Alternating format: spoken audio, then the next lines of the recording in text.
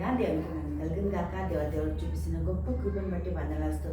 ఎప్పుడు కానీ దేవాది దేవుడు మనల్ని మొదటిగా నన్నే ప్రేమించాలని, మొదటిది ఆయనకే ఇవ్వాలని, మొదటి టైం ఆయనది, మొదటిది ప్రతి ఏది ఉన్నా కూడా నాకే చెందాలని దేవుడు ఎంత చక్కగా మనకి వివరిస్తూ చెప్తున్న ఒక వచనం చూద్దాం.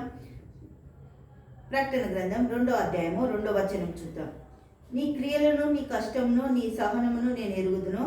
నీవు దుష్టులను సహింపలేవనియు, అపోస్తులు కాకే తమ అపోస్తులమని చెప్పుకొని వారిని పరీక్షించి వారు అబద్ధికులని నీవు కనుగొంటివనియు, నీవు సహనము కలిగి నా నామము నిమిత్తం భారం భరించి అలయలేదనియో నేను ఎరుగుదును. అయినను దేవునికి స్తోత్రం, కష్టపడ్డావు, సంఘం కొరకు అన్నీ చేసినావు, సంఘం అన్ని విషయాలలో బాధతో, వేదంతో, ఇబ్బందితో నలిగిపోతున్న టైంలో కూడా నువ్వు సంఘంలో ధైర్యంగా నిలబడ్డావు. కానీ ఏముందంటే అక్కడ, అయినను మొదట నీకుండిన ప్రేమను నీవు వదిలితివని నేను నీ మీద తప్పు ఒకటి మోపవలసి ఉన్నది.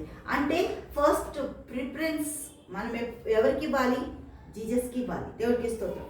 ఆయనకే మొదటి ప్రమేయం ఆయనదే, ప్రాముఖ్యత ఆయనదే, మొదటిది. అన్నీ కూడా ఏది ఇవ్వాలనుకున్నా అన్నీ కూడా ఆయనే. దేవుడికి మహిమ కలుగును గాక. హల్లెలూయా. దేవుడు సంఘాన్ని ఎంత చక్కగా మెచ్చుకుంటూ ప్రేమ తక్కువైపోయింది అంటాడు. ప్రేమ హల్లెలూయా, దేవుడికి మహిమ కలుగును గాక. ప్రేమ లేని కుటుంబాలు, ప్రేమ లేని సంతోషాలు, ప్రేమ లేని సమాధానాలు, చాలా జీవితాలలో కుటుంబాలు చిన్నాభిన్నం అయిపోవడానికి కారణం ఏంటి అంటే ప్రేమ లేకపోవడం. ప్రేమ వారి యొక్క జీవితాలని చిన్నాభిన్నం చేసేస్తుంది లేకపోవడం వల్ల.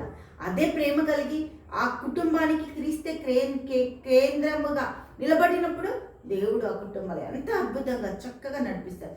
దేవుని ప్రతి కార్యాల కుటుంబాల్లో జీవింపజేస్తాడు. దేవుడికి మహిమ కలుగును గాక.